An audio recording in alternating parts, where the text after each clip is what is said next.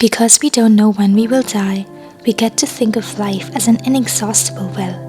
Yet everything happens only a certain number of times, and a very small number really. How many more times will you remember a certain afternoon of your childhood?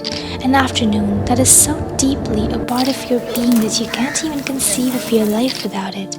Perhaps 4, 5 times more, perhaps not even that. How many more times will you watch the full moon rise? Perhaps 20, and yet it all seems limitless.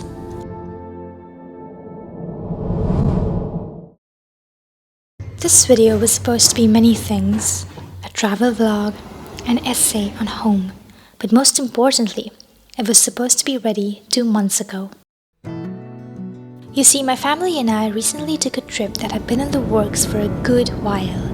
And as an artist, I pressure myself to create something out of each trip, to actively collect inspiration and translate it into a piece of art. And it's not just with travel, it's also movies and anything else that's supposed to be remotely inspiring. But when I view everything through a creator's lens, I cannot enjoy it for what it is. Sometimes, a pretty view can be just that, a pretty view.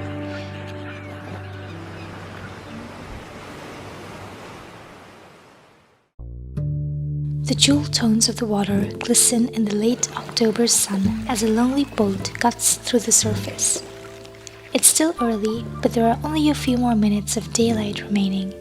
Here in the east, the sun is a restless visitor, and the boats and birds are heading home. Home. It's hard to imagine a reality where I might have called this place home. But it was my parents' home for a part of their lives, and where most of my family still resides.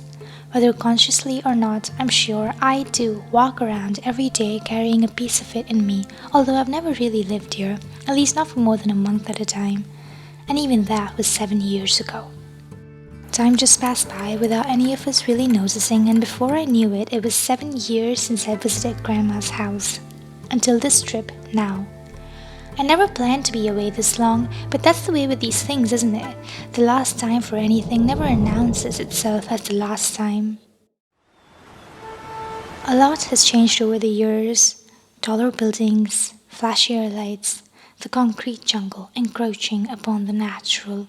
But it still retains the flavor of my memories. Those childhood summers from an eternity ago. I don't remember as much as I'd have liked to, but still remember unexpected details. When I was younger, we used to visit every summer, but with each trip there was a widening gap. It's a strange feeling having to reintroduce yourself in family gatherings, being a tourist in a city that speaks the same tongue as you. But in spite of that, parts of me that don't make sense otherwise feel right at home here. Like a puzzle piece that fits, but slightly askew. I've never entirely belonged to either place, neither here nor where I've lived practically all my life, always been the girl who's not from here. But maybe it's a blessing to have 2 different places to call home, since I do carry a little bit of both in me. The locations I've traveled to, the things I've seen, they have all shaped me as a person.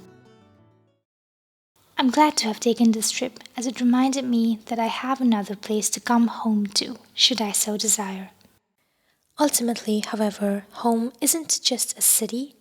Home is the gentle hum of familiarity, predictability, the kitchen table that has seen the ebbs and flows of life's narratives shared over cups of tea, the conversations that we revisit over and over again without tiring of them, the inside jokes. The pressure to create something spectacular out of this long-awaited trip escalated to such a level that I just ended up not creating anything. Striving for perfection in my work sabotaged the very work that I wanted to do. But I needed to document this trip, for I don't know when I'm going to be back next, or if I ever am. And when I am, things might have changed beyond recognition yet again.